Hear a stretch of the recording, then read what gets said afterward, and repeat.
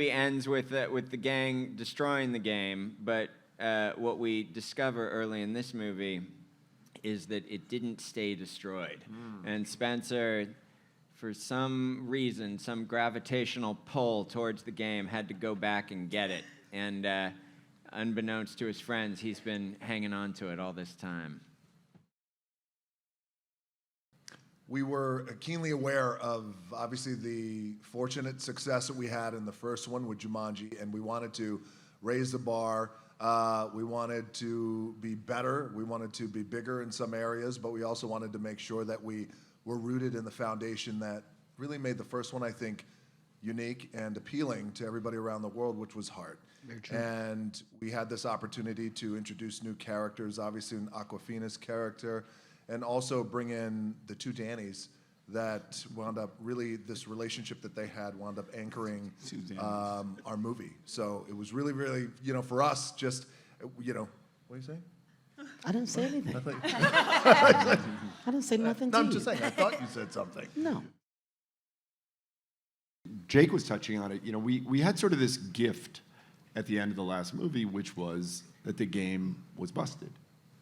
And so, obviously, as DJ was just saying, we wanted to come back and capture the success and the chemistry and the comedy and the action of the first movie, but we wanted to, sorry, no pun intended, we wanted to take it to another level.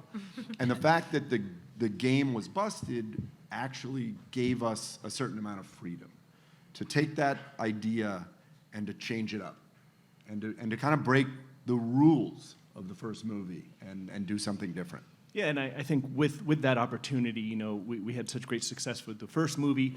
We were all based in Hawaii, but this one, in wanting to just make everything bigger, we expanded in terms of our production scale, what we want to do with our partners. We brought in a great new second unit director. You'll see, I'm sure you guys felt in action with what Karen did, with what the guys were doing. And then on top of it, we went all over the place. So from first being in Hawaii, we were in Calgary, we were in New Mexico. We really just expanded the scope of the movie, and I think it really translated in a big way to a game that's broken and making sure it's given our team a really hard time. Yeah. You want me to start? Go ahead, champ. Before I start, I have a sheet of my, this is my Spanish, because I'm basically, you know, I love Cabo, and I love coming to Mexico, and I love the people, and I just want to make sure that I, you know, embrace where I am. So I just want to start off by saying, ¿están listos para Jumanji? Right, and I just want to say also, bienvenidos al evento de Jumanji. El siguiente nivel. Okay. Wow. Now. Yes. I've been working. Wow. I'm really big on embracing the culture. No, listen, having the opportunity to portray legends is a big deal in general. This is something that you don't expect to have the opportunity to do, and when you have a project that's as massive as the one that we have, and creative people that are involved, and a director/writer that literally has ideas that are just outside the norm, things like this happen. So when the idea of me being Danny Glover came up, I was like, what the hell? Are you serious? And he said, yeah, I think it'll be great. And I said, not only will it be great, but I'm gonna do what I can to make this man happy about my portrayal of him. So it was a challenge within the idea that I was happy to step up to, and thank God it came out right.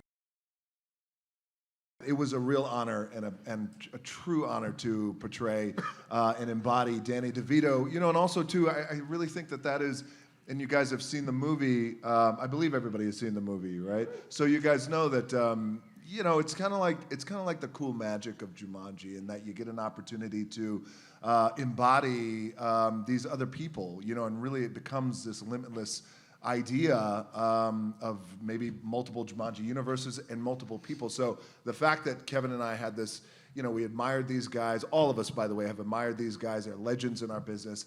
And also, too, you know, both Dannys have a very distinct way about them, a very distinct acting style, a very distinct cadence and tone, and rhythm in how they speak. So it was a lot of fun for Kevin and I both. And I think the relationship between Kevin and I, outside of our real friendship, that kind of that you feel in the movie, was only made possible by the tone that our two Dannys set in the beginning of the movie. Very true.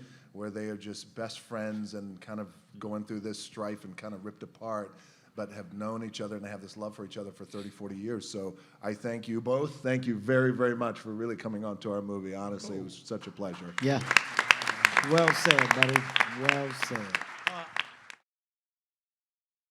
I was really, really honored to be part of this group, and it's like a friendship. They're all friends, and it's really great that they've embraced us, all of us, newbies, into their lives. I don't know how you did me, though. What are you talking Well, about? you did a Oh, I great did. job. I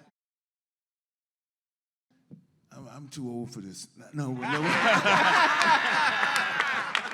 No, I'm getting wrong part. I didn't want you to say. But it was funny. I mean, for me, sort of working with Danny number one, Danny number one, you know, and so it was a great, and to watch how they both incorporate DJ and also Kevin incorporate those kind of mannerisms that seem, you don't know when you're doing something that it becomes something other than what you're doing until somebody starts repeating you. You know,